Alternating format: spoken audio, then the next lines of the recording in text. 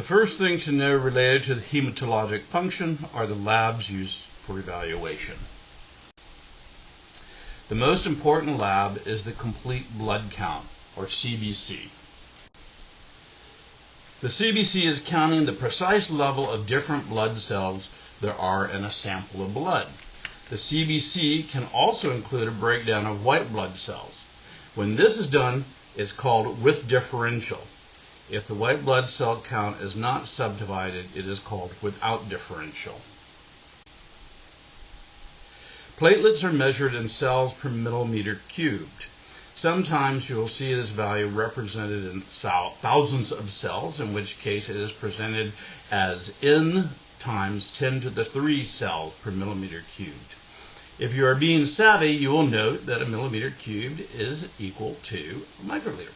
However, I haven't often seen ml used in this regard. You don't need to remember the reference range. I will always provide that to you on a test, as will the NCLEX. However, you must remember the critical value. Anyone with platelets less than 10,000 platelets per millimeter cubed needs an immediate transfusion.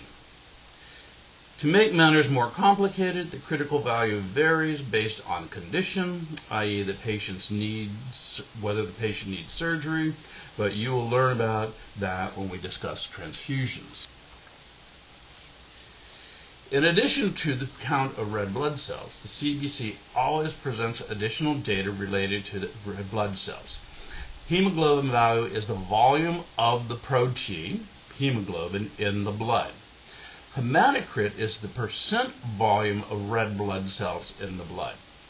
Hemoglobin is a lab value looked at most often to determine if a patient has anemia.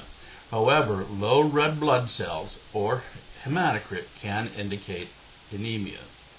MCV, MCH, and MCHC are different measurements related to the size of red blood cells and hemoglobin. These are used to differentiate different types of anemia, and we will talk about that in the anemia section. White blood cells are related to infection, as indicated by neutrophil count. Note that there are two critical values. If white blood cells and/or neutrophils are low, it indicates a risk of infection, and a level of 1,000 or less means the patient is severely compromised. If the white blood cells are elevated, it means the patient has infection, and a critically high value indicates sepsis. Both situations are emergent. In addition to neutrophils, the differential counts lymphocytes, monocytes, basophils, and eosinophils. These values will be higher or lower depending on the type of infection and how long it has been going on. You will also note that the differential is given in volume and percent. Summing up the percentage of each type of white blood cell should add up to 100%, or a value very close. We need to talk about segmented neutrophils, also called segs, and bands. This helps us to further understand the severity of infection.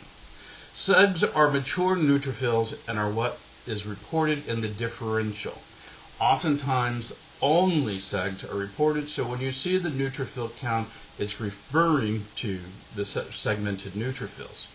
Bands may or may not be reported, but they are the count of immature neutrophils. When someone has an infection, additional neutrophils are generated, but they are not fully mature. An increase in bands is called a left shift, or bandemia. The origin of the term left shift is not clear, but it has something to do with the way the bands were reported in the olden days and before my time. Let's look at a few other labs. A coagulation panel is used to determine a patient's risk for excessive clotting or bleeding. As you can see, PT, PTT, and APTT are in time, in seconds, right? Each of these values represents how long it takes that form of the protein to cause blood to clot.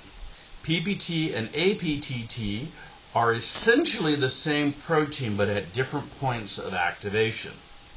INR is frequently used to assess coagulation in patients on warfarin. Because the time to clot can vary from patient to patient, a normalized value is calculated. Normal is thus 1. However, if a patient is on anticoagulation therapy with warfarin, we expect a slightly higher value for the INR. Note the critical values of INR, PTT, and APTT. Also, think about the implication of anticoagulation therapy. Anybody on anticoagulation therapy will have that clotting values that are out of the normal range. And that's going to be okay as long as it's not severely out of range. Another set of labs you will see is an iron panel. This is done whenever we are, 1, trying to determine the cause of anemia, and 2, whether we think the problem is with nutrition or absorption. Again, notice the gender-based differences. Iron is a substance in hemoglobin that oxygen binds to. Vitamin B12 is always measured because it is a coenzyme in the binding of iron and hemoglobin. I put the critical value for folate in parentheses because you do not need to remember this. Finally, I want to discuss the antibody panel. This is often called a quantitative IG panel because we are breaking out the IGs into each type to be counted. This lab will be ordered whenever the provider is concerned about the patients having a problem with their immune system.